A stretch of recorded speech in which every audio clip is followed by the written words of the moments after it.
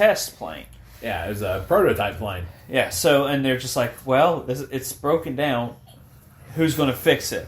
And they're just like, you know what? And our main character's like, you know what? I know a guy, but we're going to have to find him. So he ends up making up this lie. It's like... And he's blaming the other guy for everybody's death just to get him to come out of hiding. Yeah, and like, I mean, he kidnaps him, beats him up and everything else. So it was until like he decides to give him a hand, like after a heartfelt speech. It's like, this is like he's back. This is the only way to kill him, and I need to do it. And the way that they loaded out that plane, of course they set out to repair it. They said it was going to take time to repair. Of course, the doctor says they got 10 days. It was amazing how, from the time that plane being ready and Godzilla showing back up, it felt like 10 days had actually passed in the movie. Because we saw night and day. Yeah. Night and day. Because, he had his little girl with him. He had Akio with him. I don't know if he had accepted her as his daughter yet. Which I think by that point he had. Well, he's been raising her since a baby, so like at that point, it's like I would say 2. He just doesn't want her to call him dad. But yeah, that was... And then when Godzilla shows up, Godzilla makes landfall. Well, the barrels, or the radiation buoys.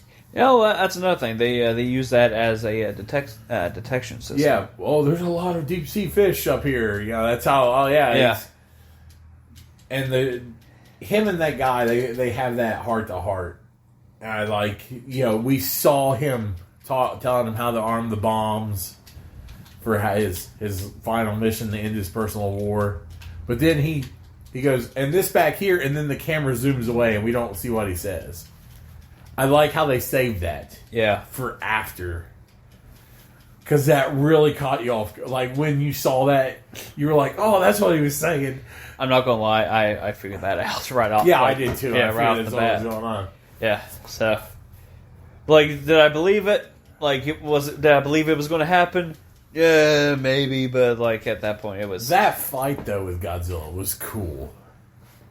It was fantastic. I mean, Godzilla comes ashore. He uses the plane to bait him back into the ocean. And Godzilla's pissed.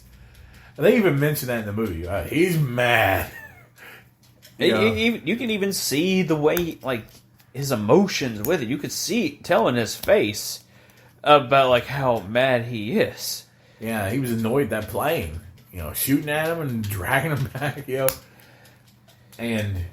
You notice when he walked, Godzilla's steps weren't very wide. Yeah.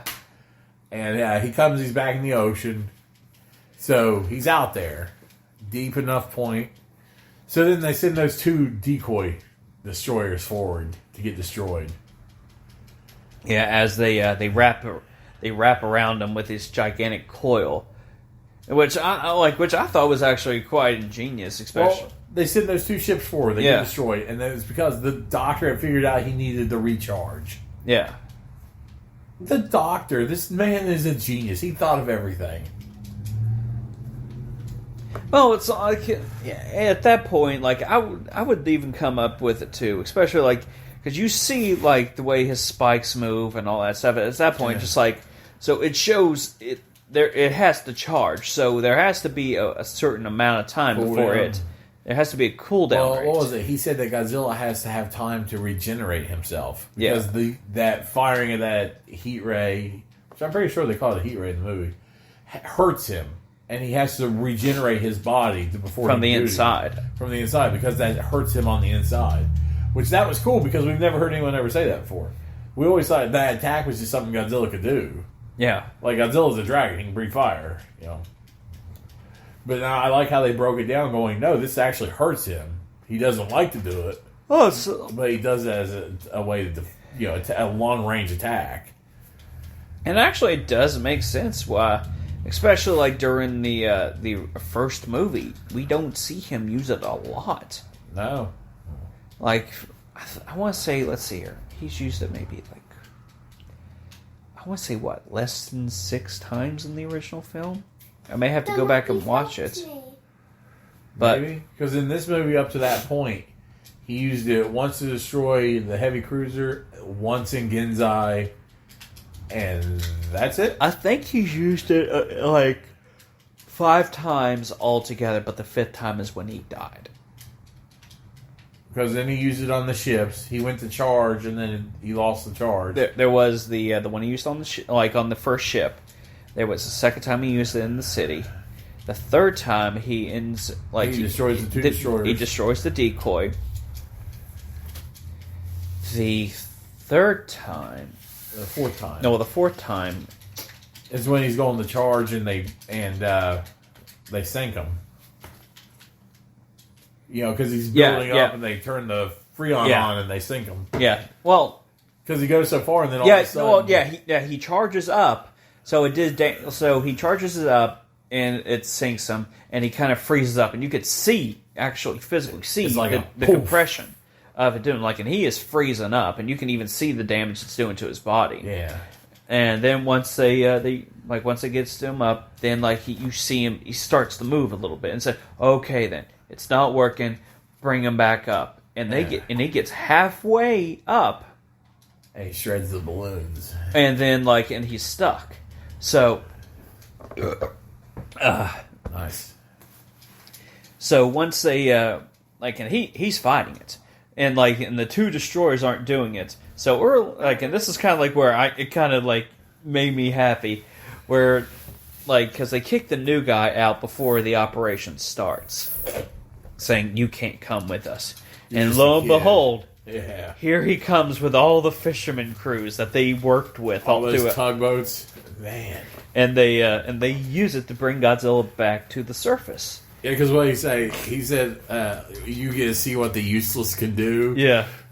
and you could just see the admiral or captain or whatever he was just get so excited, just this is what I'm talking about. This is Japanese pride. Yeah, and once they bring Godzilla to the surface, that's when he starts charging up.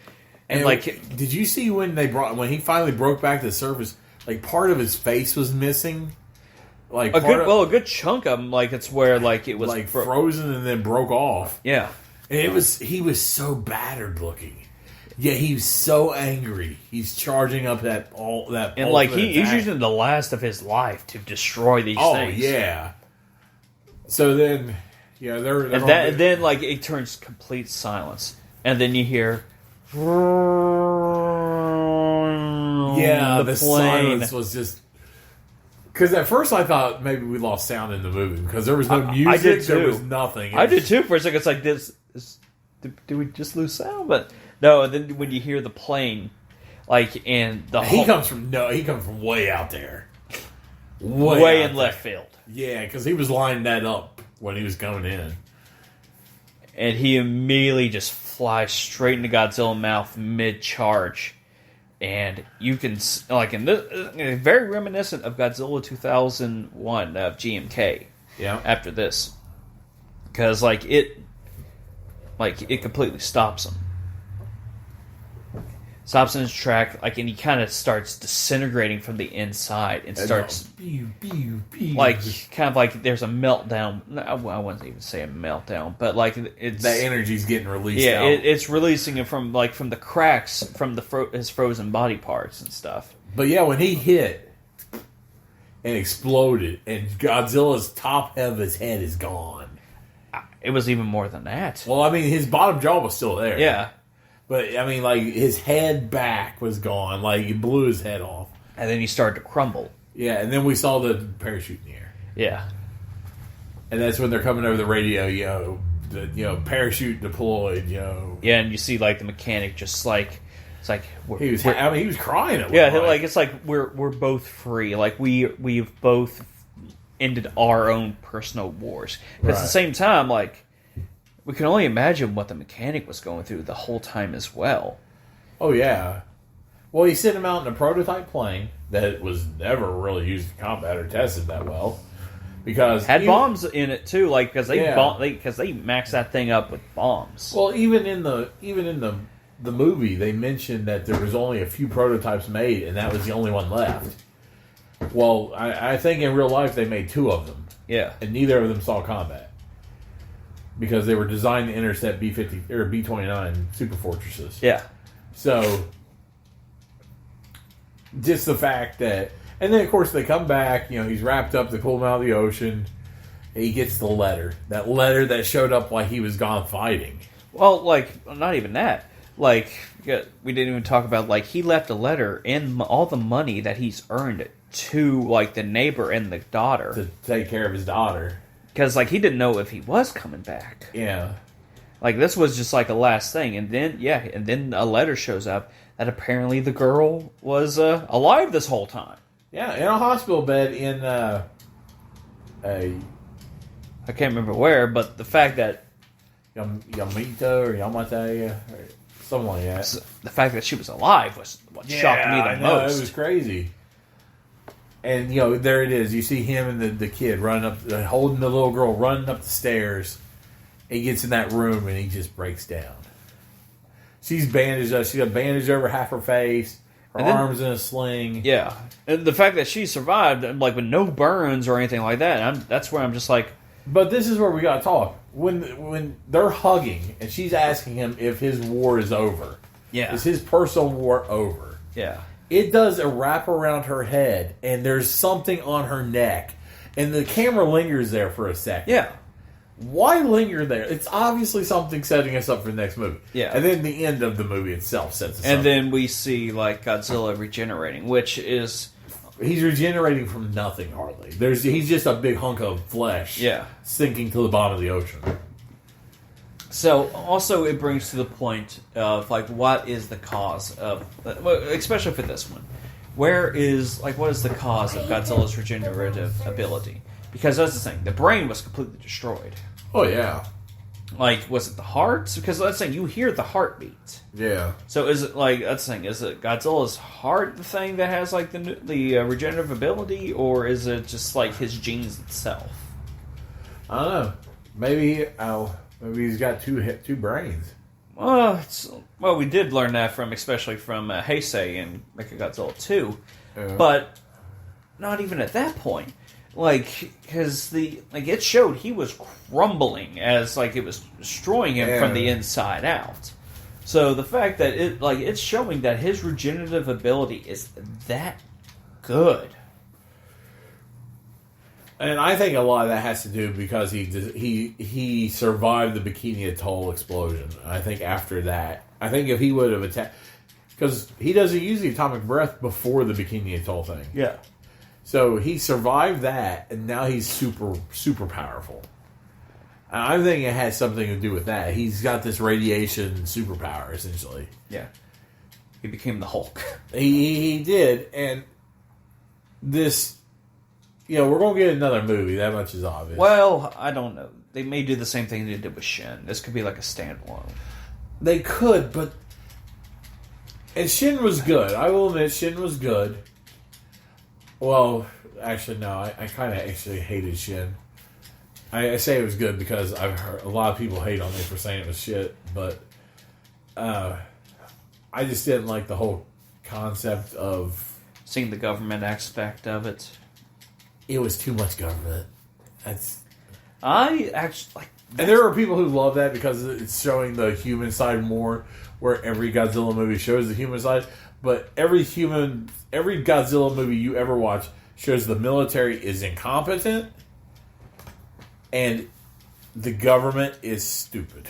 The main reason I love Shin so much, well, besides for Shin Godzilla itself, because the evolution of it, was because we see an aspect of that we don't get to see out of any of the films, especially the actual politics of it, and I think Shin was very realistic to how the government would actually react. Well, it was the ending of Shin where all of a sudden you had the humans on his tail, his next evolutionary stage or whatever. Yeah. Which, if you're this gigantic walking Titan, why would you evolve down? I mean, why would your next evolutionary stage be humanoids? Next chain, human is perfection. I mean... Well, it was a Godzilla-human hybrid.